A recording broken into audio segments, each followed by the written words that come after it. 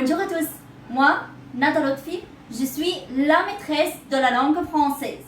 Aujourd'hui, vous allez apprendre à poser des questions. Commençons par le plus facile, les questions fermées. Les questions fermées, ce sont quoi? Les questions fermées, ce sont des questions auxquelles on répond simplement par oui ou par le non. Prenons comme exemple pour mieux comprendre.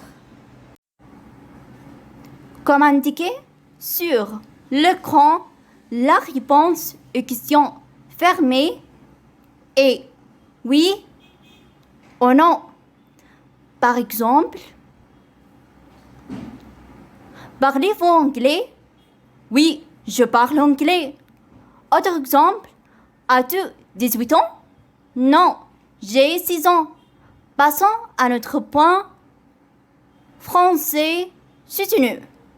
En français soutenu, pour poser une question, on inverse le sujet et le verbe pour être comme suit. On a d'abord le verbe, ensuite le tiret qui est obligatoire entre le verbe et le sujet. Par exemple, avez-vous des frères ou sœurs? Oui, j'ai des grandes sœurs. Nous observons que cette forme est soutenue. Pourquoi? Car c'est une langue élégante et formelle. Attention, il arrive souvent que pour des raisons phonétiques, on ajoute un T entre le verbe et le sujet. On met le T entre le verbe qui se termine par une voyelle et le sujet qui commence par une voyelle. Comme dans cet exemple, parle-t-elle français? Autre exemple, a-t-elle appris le français?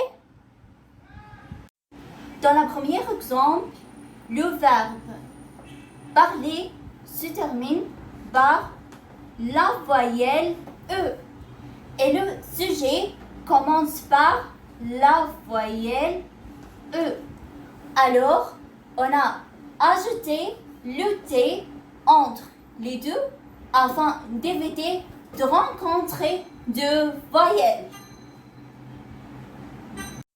En français courant, on utilise la structure est-ce que l'on place au début d'une phrase affirmative. La phrase affirmative, c'est quoi? La phrase affirmative, c'est le sujet plus le verbe et le complément. Alors, on peut ajouter la structure est-ce que au début cette phrase affirmative pour la transformer en question. Par exemple, est-ce que tu es égyptien? La réponse, on peut répondre oui, je suis égyptien ou non, je suis français ou toute autre nationalité. Notamment, est-ce que c'est le verbe être à la troisième personne du singulier au présent, suivi de pronom impersonnel ce et de la conjonction que. Est-ce que c'est la forme la plus utilisée? Pourquoi? Parce que on peut l'utiliser avec tout le monde, tous les commerces, le travail, etc. Passons à notre point.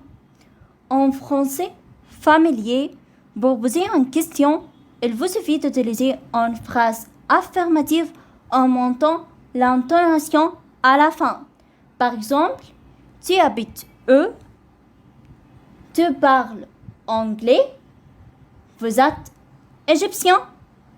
Comme vous le voyez, il suffit parfois d'utiliser le complément ou on peut remplacer ce complément par un mot interrogatif.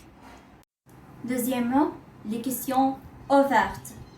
Pour poser des questions ouvertes, c'est-à-dire ces questions auxquelles on ne peut pas répondre par oui ou par le nom. La question ouverte sera obtenue en information nouvelle, donc on utilise les pronoms ou les mots interrogatifs. On y va en dialogue pour mieux comprendre.